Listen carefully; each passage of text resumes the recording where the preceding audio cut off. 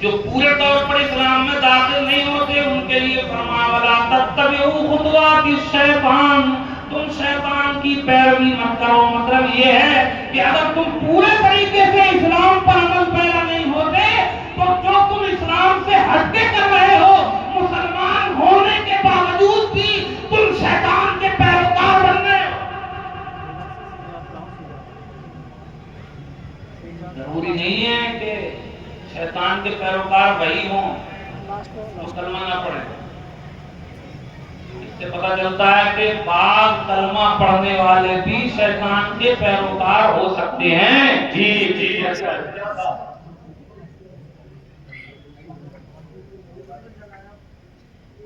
فرمایا انہ لکم عدو مبین، بے شک وہ تو تمہارا کھلا ہوا دشمن ہے۔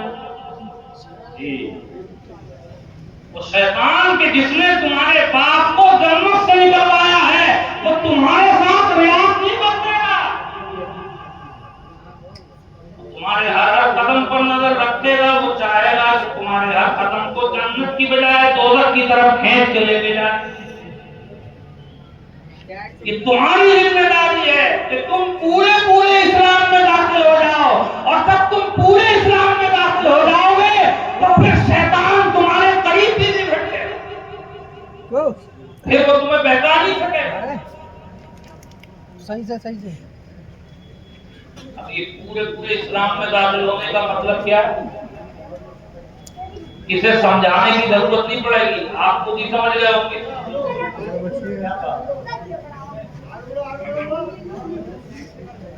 اسلام کیا ہے؟ اسلام پوری زندگی کا ایک ضابطۂ حیات ہے، ایک قانون ہے۔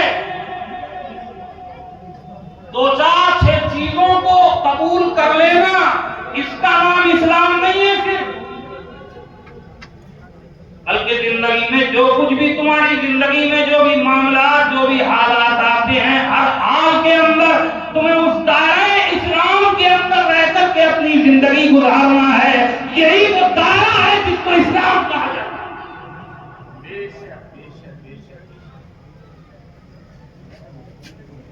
اب اس کی مثال یوں سمجھ لیجیے کہ اسلام میں سے کچھ چیزیں آج کے ٹائم میں ہم اور آپ دیکھ رہے ہیں، وہ اعلیٰ حضرت سے یا کسی بھی اللہ والے سے محبت کرنے کا مطلب ہے کہ ان کے نقش قدم پر چلنا۔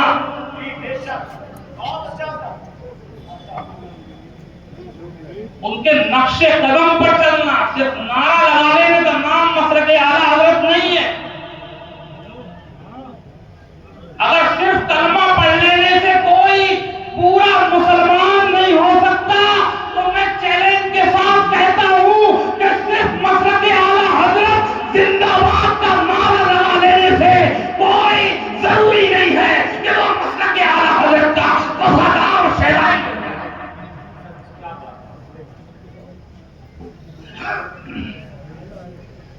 زندگی کو، اس کے زندگی کے اعمال کو، اس کے کردار کو، اس کی گفتار کو، اس کی رفتار کو دیکھا جائے۔ ہمارا محبوب جس سے ہم محبت کرتے ہیں وہ محبوب کرتا کیا تھا، وہ کھاتا کیا تھا، وہ پیتا کیا تھا، وہ پہنتا کیا تھا، وہ اوڑھتا کیا تھا، وہ چلتا کیسے تھا، وہ بولتا کیسے تھا، وہ کھاتا کیسے تھا، اس کی ہر ادا کو اپنے عمل کے اندر وجود بخشنا، اسی کا نام محبت ہے، اسی کا نام ان سے ان کی اطلاع ہے، اسی کا نام ان کی پیروی کرنا۔ سبحان اللہ تعالیٰ، ان کی زندگی سے بھی سبق لینا پڑے گا۔ تو پورے اسلام میں داخل ہونے کے لیے ضروری ہے کہ اسلام نے جو کچھ نظام ہمیں دیا ہے اس پورے نظام کو اپنی زندگی میں اتار لینا، اس کا نام ہے اسلام۔ آج ہم میں یہ بڑی بھاری غلط فہمی ہو گئی ہے کہ کوئی نمازی ہو گیا قاری تو دیندار، داڑھی رکھ لی تو بن گئے دیندار، صافہ باندھ لیا تو ہو گئے دیندار۔ کسی ایک دو چار چھ چیزوں کو پکڑ لینے سے پورے دیندار نہیں ہوں گے۔ دیندار پورے تبھی ہوں گے جب پورے دین کو فالو کریں گے۔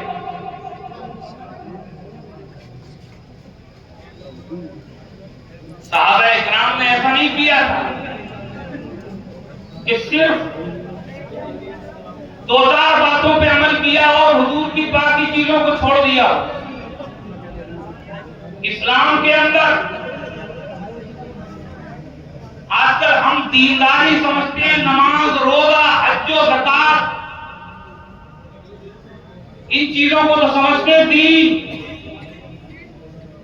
اس کے علاوہ کاروبار، سیاست، سماجی حالات سے تعلق، ان چیزوں کو سمجھتے ہیں دنیا. دنیا نہیں ہے، بلکہ ہر اس چیز پر عمل کرنا. ہر کام، آپ سارے کام کریں، لیکن یہ دیکھ لیں کہ وہ کام جو ہم کر رہے ہیں وہ اللہ اور رسول کے دیے ہوئے دین کے مطابق بھی ہیں کہ نہیں. ایک ایک چیز پہ مسلمان کے لیے ضروری ہے کہ وہ کوئی بھی کام اپنی زندگی میں کرے، مگر اس کا نظریہ یہ ہونا چاہیے وہ پہلے چیک کر لے، دیکھ لے، پرکھ لے، جانچ لے کہ میں جو کچھ کر رہا ہوں وہ اللہ اور رسول کے فرمودات کے مطابق بھی ہے کہ نہیں. بہت اچھا، سبحان اللہ.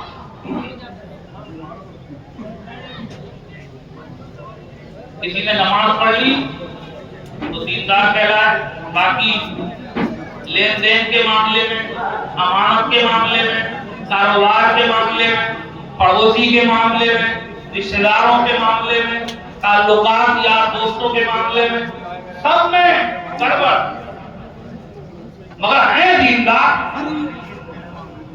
یہ دینداری نہیں ہے. اللہ کے رسول صلی اللہ علیہ وسلم نے ارشاد فرمایا کہ تم میں اس وقت تک کوئی پورا مومن نہیں ہو سکتا جب تک کہ وہ ہر اس چیز کو اپنی زندگی میں نہ اتار لے جو چیز لے کر کے مجھے اللہ نے دنیا میں مبعوث فرمایا ہے. ہر چیز اسلام